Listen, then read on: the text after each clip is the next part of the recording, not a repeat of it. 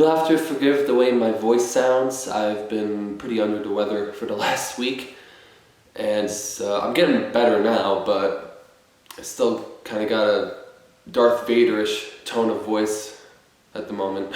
So, Black Panther, Wakanda Forever. Yeah, this was a roller coaster.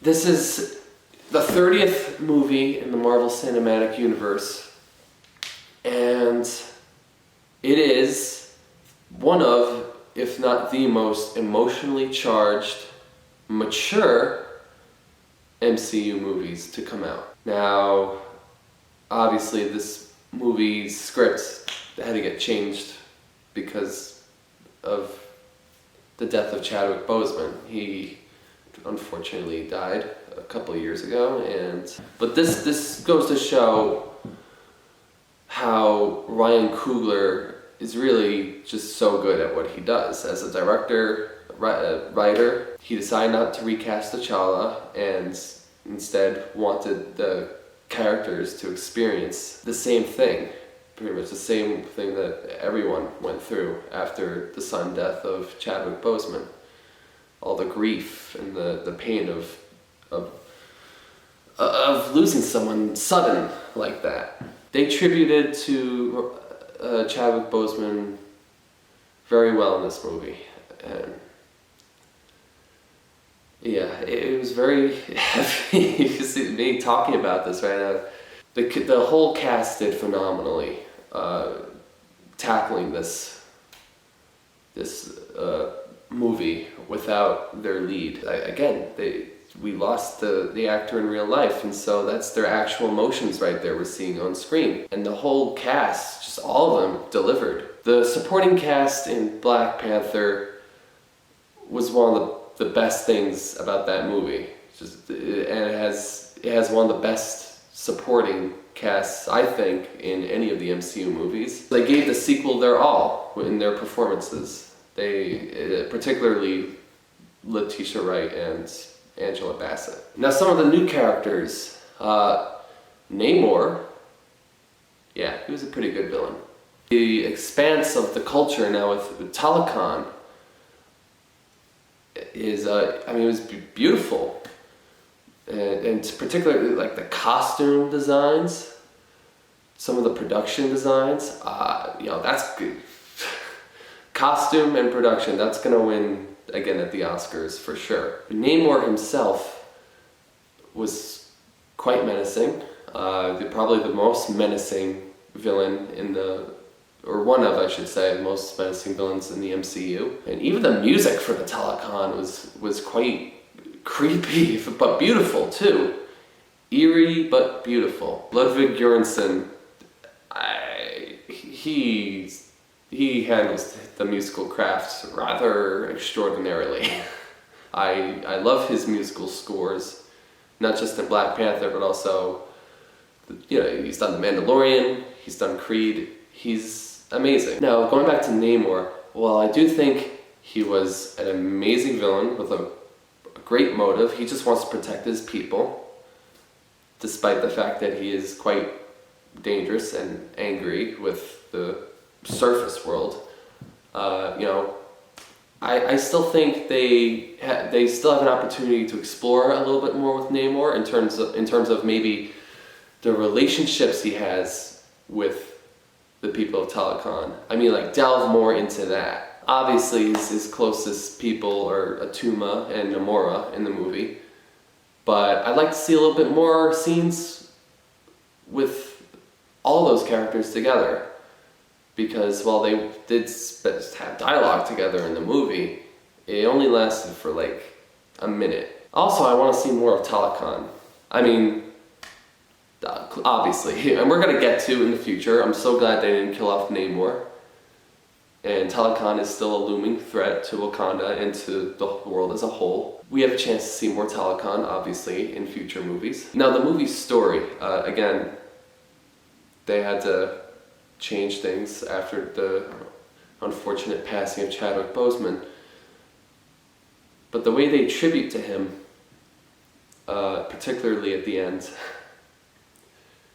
it was beautiful. This whole movie was very beautifully made. It was made with maturity and love for Chadwick Boseman, love for the world of Wakanda, you know, the story that they started in the first movie. There's so much love and care in this sequel. And this is easily one of the best MCU movies of Phase 4. Phase 4 has been, it's had, now in terms of the movies, I'm not going to talk about the TV shows.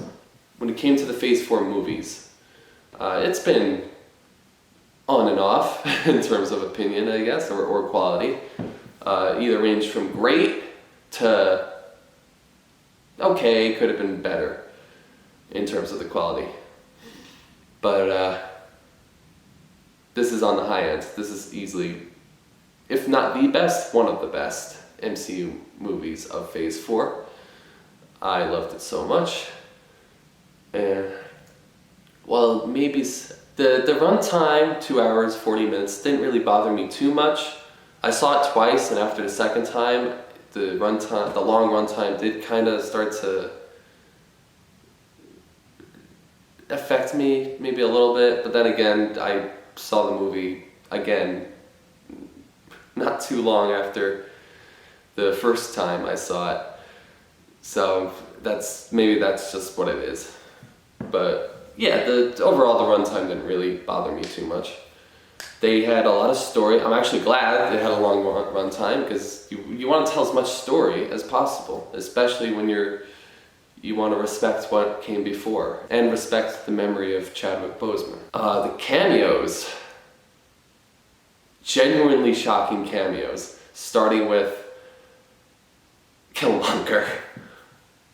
My face when Killmonger came on screen in the ancestral plane scene. This is what it looked like. Pretty much that. One of the best and most praised aspects of the first movie, the villain, Killmonger, and Michael B. Jordan returns again, very briefly, to play the character again in the sequel. It was only for a couple minutes, but you know, after seeing the movie and thinking back on this cameo, I was like, yep, there he was again, once again, continuing to be an amazing villain.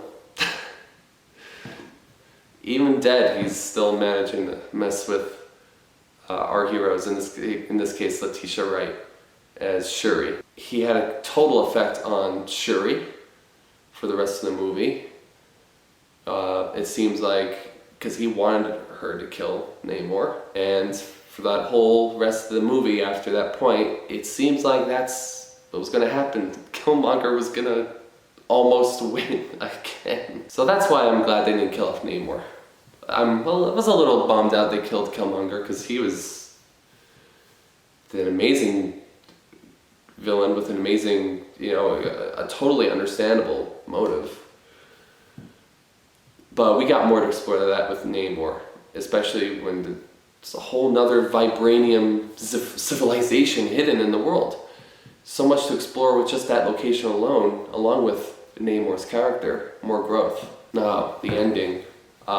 The ending made me smile with the second shocking cameo that was T'Challa Jr. Once again, my reaction. No. I mean, yes, but oh boy. This movie just really... Now, I don't know if maybe in a few years they're going to want to pass the torch from this time from Shuri to her nephew, T'Challa, Prince T'Challa, son of King T'Challa. Maybe they'll have the same actor when he's older, or a different actor playing an older version of the new T'Challa to become the next Black Panther. But it's good to know that T'Challa's legacy will go on. And again, going back to how beautifully they honored Chadwick Boseman, it was perfect. Last thing I want to talk about real quick. So I'm looking forward to Ironheart. Riri Williams in this movie, played by Dominique Thorne, for whatever reason, I wasn't expecting her to be quite the comic relief in this movie. She was really funny. Most of her humor, at least I think, landed in any scene that she was in. And I also love the Iron Man reference when she's in her own homemade suit. She's shooting up into the sky to destroy the drone. It's clearly a reference to the first Iron Man, when Tony Stark did the same thing with his Mark II suit. And yeah, I can't wait to see more of her character progression when her show comes out. So overall, this was a beautiful movie, a beautiful tribute, and it's a heavy drama.